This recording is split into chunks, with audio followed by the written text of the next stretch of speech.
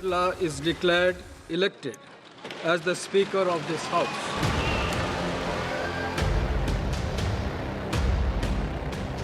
ये सदन का सौभाग्य है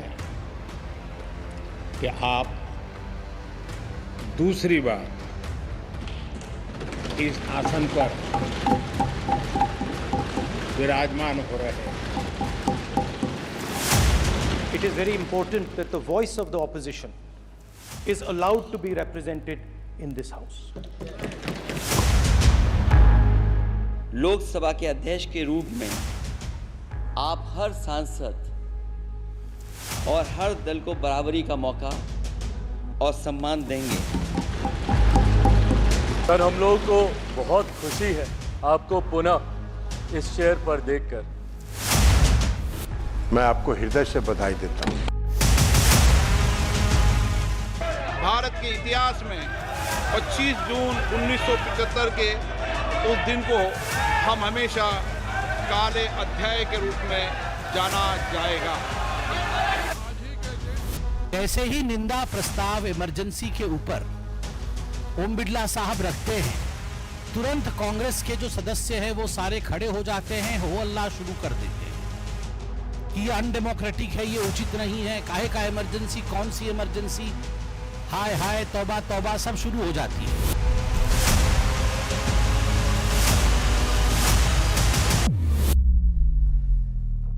जी हाँ, संसद सत्र के सबसे विस्फोटक शुरुआत की सबसे पहले बात करेंगे। जिनको लग रहा था ना कि मतलब अब की बार दबाव वाली सरकार बैकफुट पर है, उन्हें खबर बहुत पीड़ा पहुंचा सकती है। ये पूरी खबर आपको बताएंगे, लेकिन उससे पहले लोकसभा में आज का अपडेट आपको 4 तस्वीरों के जरिए एक बार जल्दी से देते थे आज क्या हुआ। पहली खबर, ओम बिरला एक बार फिर लोकसभा के अध्यक्ष बना दिए गए हैं। नंबर 1, कार्यकाल पूरा करने के बाद दूसरी बार स्पीकर बनने वाले वो देश के दूसरे स्पीकर। दूसरी खबर, स्पीकर के लिए विपक्ष के उम्मीदवार के सुरेश हार गए, सदन में ध्वनिमत से प्रस्ताव में उनकी हार हो गई। तीसरी खबर, Rahul Gandhi LOP leader of opposition बन गए, विपक्ष के नेता।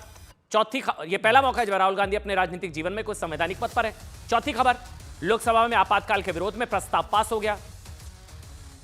उसी की बात सबसे पहले विस्फोटक शुरुआत क्या हुई, जिसका जिक्र हमने शुरुआत में किया था।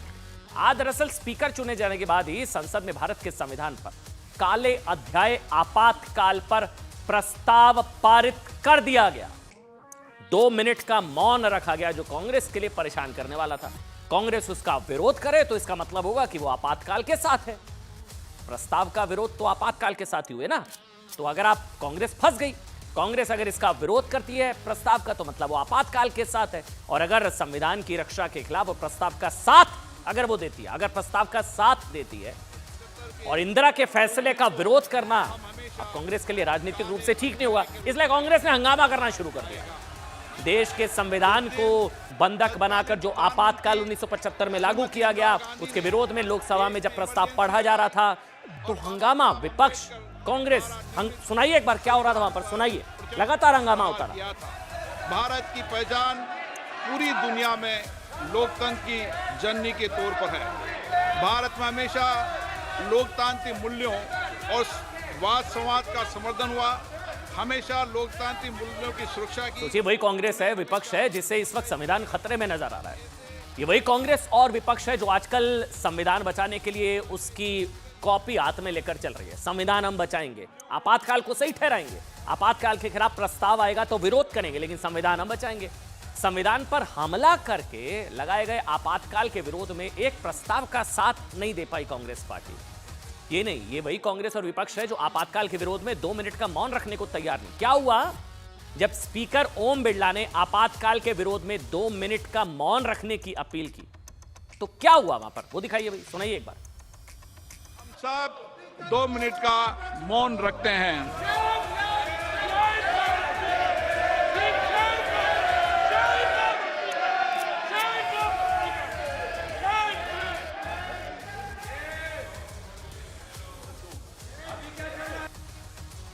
क्लियर मतलब है, या तो आप आपातकाल के साथ हैं या इस प्रस्ताव के साथ है, दोनों तो नहीं हो सकता ना। आप आपातकाल के विरुद्ध 2 मिनट का मौन नहीं रख सकते हैं, आप परेशान, मतलब आपातकाल के साथ है, आप इमरजेंसी के साथ हैं। अपने दूसरे कार्यकाल के पहले दिन स्पीकर ओम बिरला ने जो शुरुआत की ना, वो बताने के लिए काफी है कि आगे के 5 साल पिछले 5 साल से अलग नहीं होने वाले हैं साहब। लोकसभा में आपातकाल के विरोध में प्रस्ताव आया, इसके मायने क्या हैं वो बताएं। इससे पहले आपको जल्दी से बताते हैं कि प्रस्ताव में स्पीकर ओम बिरला ने क्या कहा।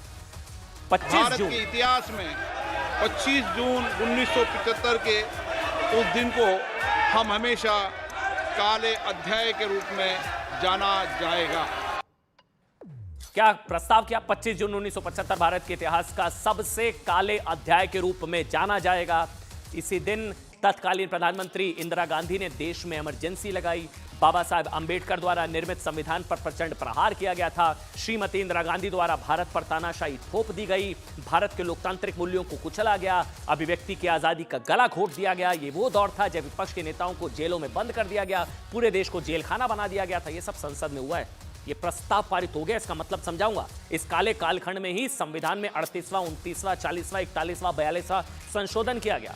कांग्रेस सरकार द्वारा किए गए इन संशोधनों का लक्ष्य था कि सारी शक्तियां एक व्यक्ति के पास आ जाए, न्यायपालिका पर नियंत्रण हो, संविधान के मूल सिद्धांत खत्म किए जा सकें। मतलब समझिए, पहली बार संसद के दस्तावेजों में ये सच दर्ज हो गया है।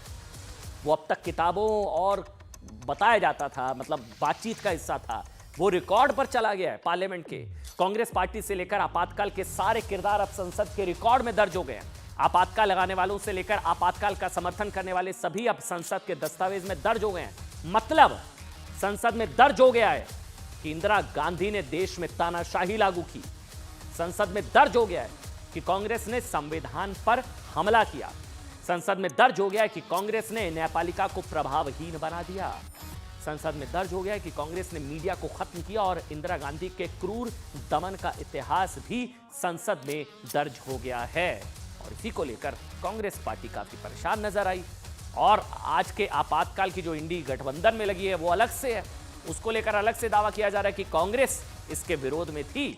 लेकिन समाजवादी पार्टी, क्योंकि जो है मुलायम जी को खुद जेल में डाल दिया था कांग्रेस पार्टी ने उस वक्त आपातकाल के समय, लालू जी को जेल में डाल दिया था, स्टालिन साहब जेल चले गए थे, तो सहयोगियों ने पल्ला झाड़ दिया। आपातकाल पर कांग्रेस अकेली पड़ती हुई नजर आई। एक छोटा सा ब्रेक ले रहे हैं, तुरंत हाजिर होंगे। छोटा सा ब्रेक, तुरंत हाजिर होंगे।